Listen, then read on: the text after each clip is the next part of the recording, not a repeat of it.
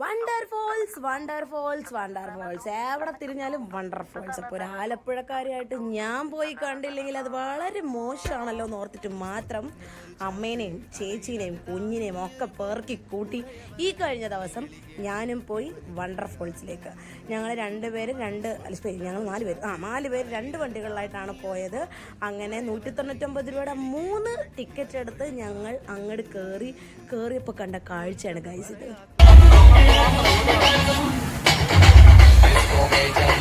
അമ്മേ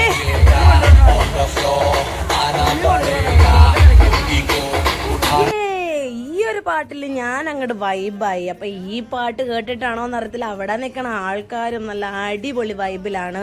അവർ വെള്ളത്തിൽ തുള്ളുന്നു, ചാടുന്നു, മറിയുന്നു, തിരിയുന്നു. അപ്പോഴാണ് ഞങ്ങൾക്ക് അക്കടി മനസ്സിലായത് മാറിയെടുക്കാൻ ഒരു തുണി ഇല്ലാത്തത് കൊണ്ട് മാത്രം ഞങ്ങൾ അവിടെ നിന്ന് ഇതേപോലെ ഡാൻസ് ഒക്കെ കളിച്ച് അവിടെ അങ്ങ് നിന്നു. അവിടെ ഡ്രസ്സിങ് റൂമും കാര്യങ്ങളൊക്കെ ഉണ്ടായിരുന്നു, നമുക്ക് പറഞ്ഞുതരാൻ ആരും ഉണ്ടായിരുന്നില്ല. പിന്നെ ആ കണ്ട റോബോട്ടിന് പോയി ഒരു ഷേക്ക് ഹാൻഡ് ഒക്കെ കൊടുത്തപ്പോൾ എനിക്കങ്ങോട്ട് സമാധാനമായി. പിന്നെ മുന്നോട്ട് പോയപ്പോൾ ഫോട്ടോ ബൂത്തുകൾ ഉണ്ടായിരുന്നു. പിന്നെ അതേപോലെ തന്നെ കുറേ ഫ്ലവർ ഷോ ഉണ്ടായിരുന്നു. ഒന്നും ഒറിജിനൽ അല്ല കേട്ടോ, ആർട്ടിഫിഷ്യൽ ഫ്ലവർ ഷോ ആയിരുന്നു. നടന്ന് നീങ്ങിയപ്പോഴത്തേക്കും ദാഹവും വിശപ്പും എന്നെ അലട്ടി. അപ്പം ഞാനൊരു സ്വീറ്റ് കോണും ഒരു ലൈമും വാങ്ങിച്ചു. നല്ലൊരു സാധനമായിരുന്നു, എനിക്ക് ഭയങ്കരമായിട്ട് ഇഷ്ടപ്പെട്ടു. പുളിയാണെന്നാണ് ഞാൻ പറഞ്ഞത്. പിന്നെ ഈ കരടിക്കുട്ടനെയും ഗൊറില്ല കുട്ടനെയും പിന്നെ അതേപോലെ ഒരു ടെഡി ബിയറും ഒക്കെ ഉണ്ടായിരുന്നു. ഇതൊക്കെ എൻ്റെ കുട്ടിത്തം തിരിച്ചു വന്ന പോലെ എനിക്ക് തോന്നി ഗായ്സ്. അത് കഴിഞ്ഞ് പിന്നെ ഞങ്ങൾ നേരെ സ്റ്റോളിലേക്ക് കയറി. സ്റ്റോളിലാണെങ്കിൽ പല വിധமான സാധനങ്ങൾ അങ്ങ് ഇരുന്നേ.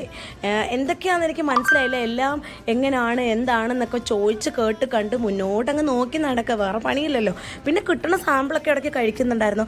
ഹൽവയുടെയും ചക്കരപ്പെട്ടിയുടെയും ഒക്കെ സാമ്പിൾ കിട്ടി. അതൊക്കെ തിന്ന് കുറേ മാലയും വളയും ഒക്കെ കണ്ട് അങ്ങനെ അങ്ങോട്ട് നടന്നു. പിന്നെ അച്ചാറിൻ്റെ സ്ഥലത്ത് കയറിയപ്പം ഞാനിങ്ങനെ നോക്കുമ്പോൾ എൻ്റെ വായിലിങ്ങനെ വെള്ളം ഓടിക്കൊണ്ടിരിക്കുക.